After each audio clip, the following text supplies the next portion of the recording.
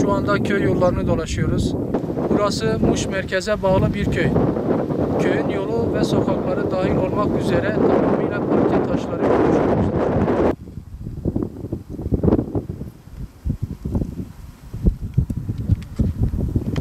Yine Yaygın bölgesinde dolaştığımız köylerden bir köy. Yolu yapılmayan köylerin, yani Bilek köyünün paralelinde olan bir köy.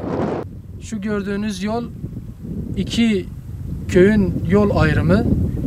Buradan direkt bu yol Ağırtü köyüne gidiyor. Buradaki yol ayrımı ise bizim bahsettiğimiz Bilek, yani Pazo köyüne gidiyor.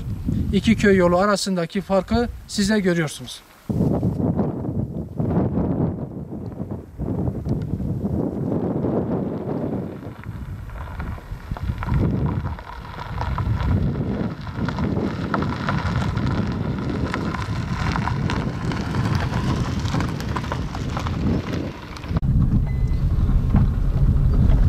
Burası da merkeze bağlı Bilek köyü. Diğer ismiyle Pazu. Yıllardır programa alınmayan köy yollarından bir tanesi de budur. Yine bu köyün paralelinde olan birçok köyde sıcak asfalt yapılmış olmasına rağmen bu köyümüzün yolu da yıllardır programa alınmıyor ve yapılmıyor. Şu anda Muş merkeze bağlı Savaşçılar köyüne doğru gidiyoruz. Bu köy yolu yıllardır yapım programına alınmayan köylerden sadece bir tanesidir. Gördüğünüz gibi köy yolunda araçla ilerlemek bir hayli zor. Evet.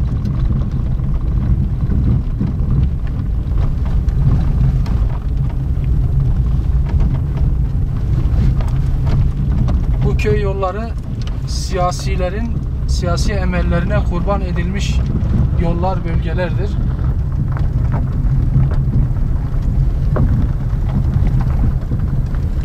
Evet.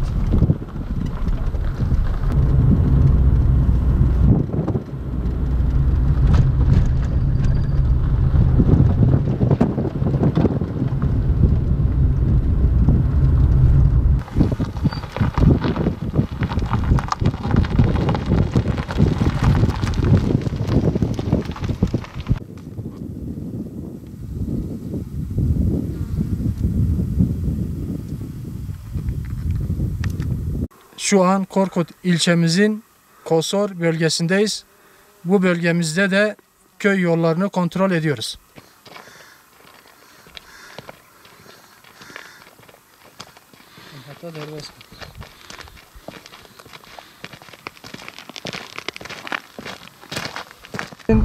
Korkut ilçemizin Kosor bölgesindeyiz. Burası Çakırlı ve Çınarardı köyleri arası bir yol bölgesi. Buradaki köylerde de yollar yapılmamış.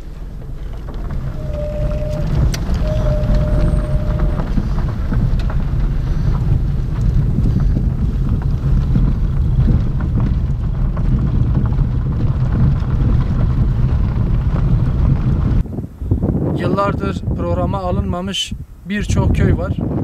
Aynı paralelde olan, aynı bölgede olan birçok köyün yolu parke taşlarıyla döşenmişken, hatta köy içerisindeki sokaklara kadar bazı köyler sıcak asfaltla, bazı köy yolları sıcak asfaltla yapılmış iken birkaç dönemdir birçok köy bir türlü yapım programına alınmıyor.